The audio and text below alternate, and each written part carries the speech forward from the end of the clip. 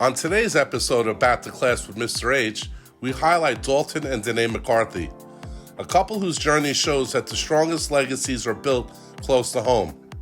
Instead of looking elsewhere, they poured their energy into family, community, and the kind of work that leaves a mark for generations. Their path is about choosing purpose over flash, substance over shortcuts, and proving that success grows best when it's rooted in values. This episode is about vision, perseverance, and what it means to define your success on your own terms. Please join me in going back to class with Dalton and Dene McCarthy. Your stories need to be told. I mean, I don't need to hear about the sick, middle school teacher sleeping with one of her ex-students. It's like that's all we hear about. We don't hear about the regular kids that do the right thing, that are building the communities, that the teacher stories, that can inspire other people. What does life look like for the McCarthys? Dene, you're a nurse, graduate of Johns Hopkins, All-American lacrosse player. Dalton, you were an all-star in several sports, standout baseball player at Farmingdale. What led you to where you are right now? Just kind of naturally taking the next step after getting out of school and finishing our athletic careers.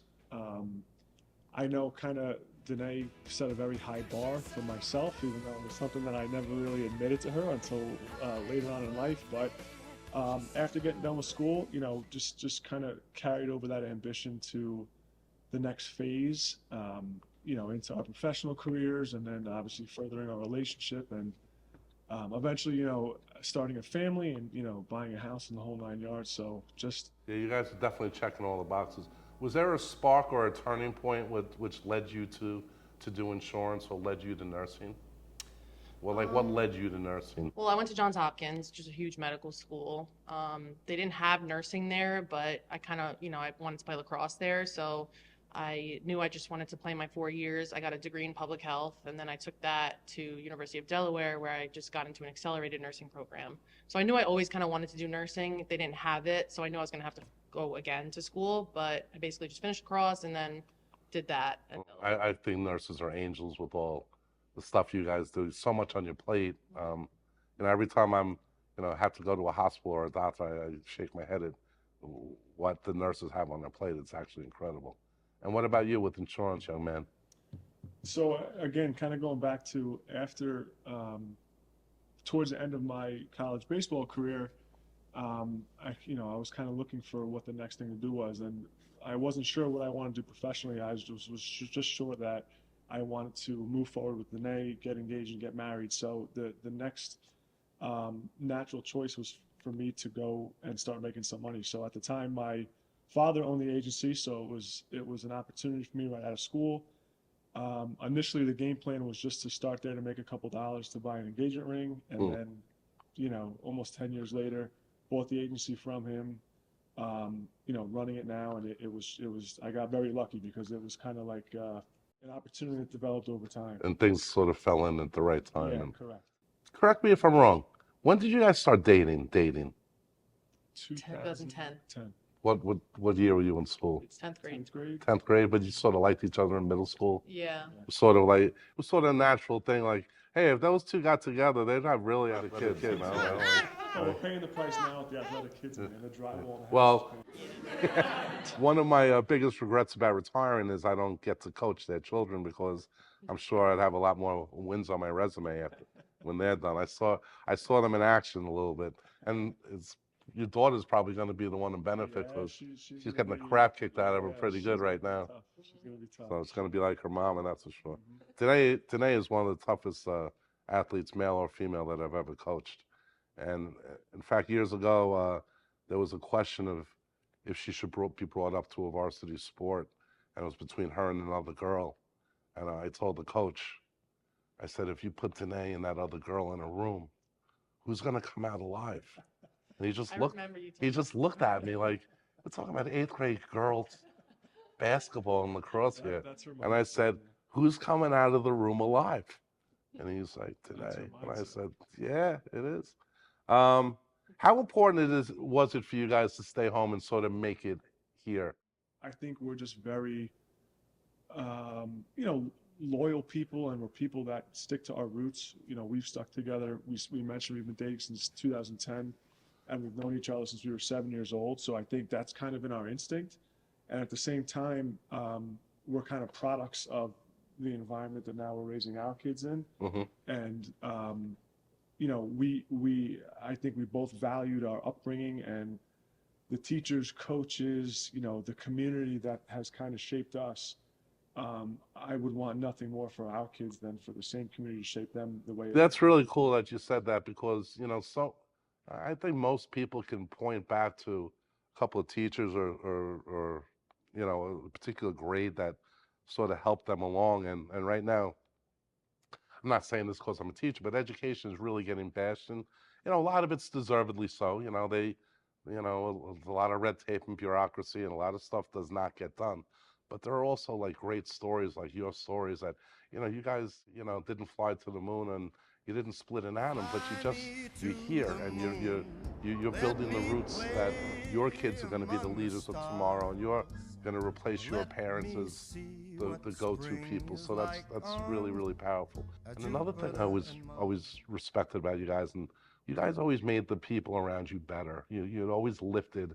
There was no BS going around, and a lot like if I walked in and you were in there, or you were in there, I know there was no nonsense going on, because everybody sort of kept themselves to that level.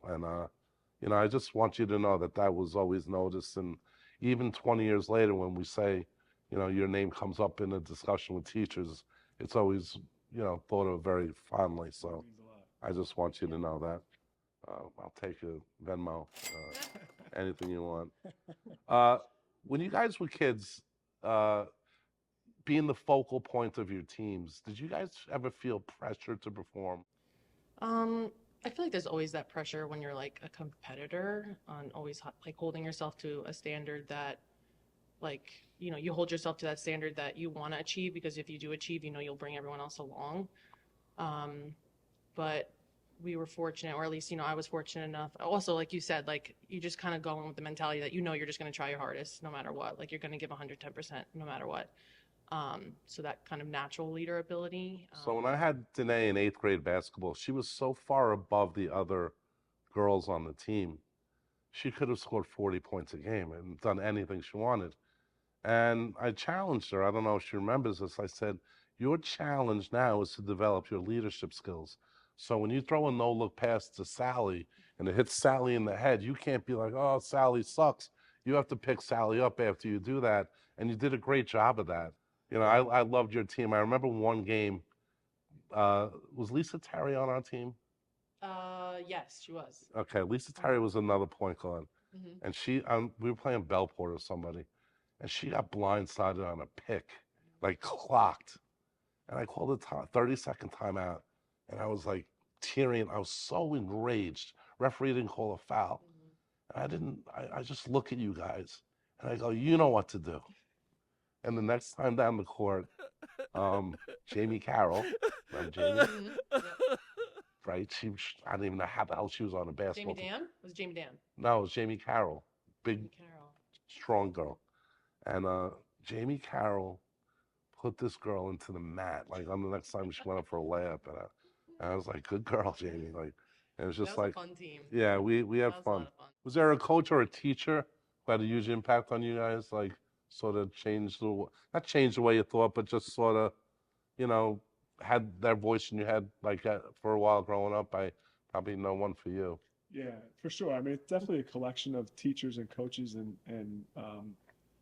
just people that influence you. But if I had to name one guy, it would probably be my varsity basketball coach. Yeah, Chris Carlson. Yeah, Coach Carlson. Yeah. yeah, he's one for me too. He's one of my dear friends and a confidant, and he's done work at my house. He's an excellent, just an excellent person. But he taught you guys how to be men, and it was a privilege to be in that locker room. And we had Hector DeMarco. We had the best time. We had the best assistant coaches, and we weren't getting paid. We were just having fun with you guys. And the reason why it was so fun, it was you guys made it fun. It was a joy going to the gym every day knowing you guys were going to bust your And, we weren't always going to, win, but you were going to leave that gym knowing you were in a game. So Chris is just an incredible guy. When he leaves ESM, that's part of that school is definitely going to be not the same. He definitely had a huge impact on my career. Although he has changed now. He's coaching middle school basketball. Yeah, that's what I heard. I remember him, he just made this, catch the ball when you're being pressured. Turn and face! Yeah. Turn and face! This like, I can still hear it. yeah. When the guys turn and face the basket, so I'm chaperoning the game last year, and this guy the kid catches the ball, and he goes, "Turn and assess, turn and assess." I go, "Assess." The 2024 I version go, "Oh, of what is this, Carlson 2.0?" I was like, "Yeah," but he's like, "Yeah, you got to go with the times." So that was a big change.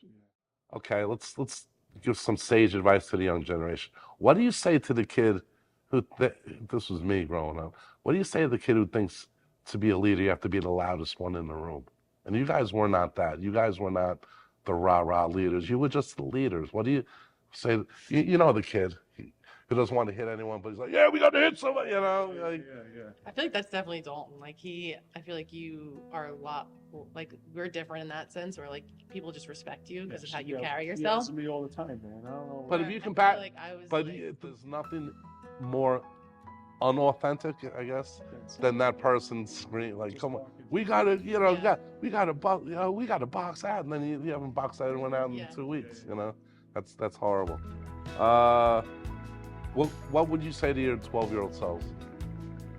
12-year-old Dene. That's a great question. I asked myself that. In this changing world, like, just honestly. Make sure you play lacrosse. Wait, what grade are you in when you're 7th. 7th. I would say just keep doing you. Like, keep working hard. Nothing's gonna be handed to you. You have to work for everything in life. You're not gonna be able to control everything in life. There's gonna be a lot of things that happen that you. Well, one of the big things I've found since the gap between you guys and the kids today, that parents do it out of love. They don't like seeing their kids struggle. Yeah. So when Johnny's struggling at 3rd grade because he can't, dribble a ball left-handed, let's get him a catcher's mitt. Maybe he's better at that. And they don't have enough failure. I'd say like it's okay for things to be hard. What does success mean to you? Now? Yes. Well, obviously, I feel like to me, and probably to us, is just being the best parents that we can right now and raising them, given they're so young and impressionable. Mm-hmm. So just and having them see us as like, figures that they like look up to and respect and want to have fun and be around, and I feel like that's like what success would be to me. And that's the full circle moment as a teacher when you can still sort of develop a friendship with your ex-students and respect the hell out of them and just know the world's in a good place with people like this coming up. It's not all bad. A toast to Dalton, Dene, who found themselves without ever leaving.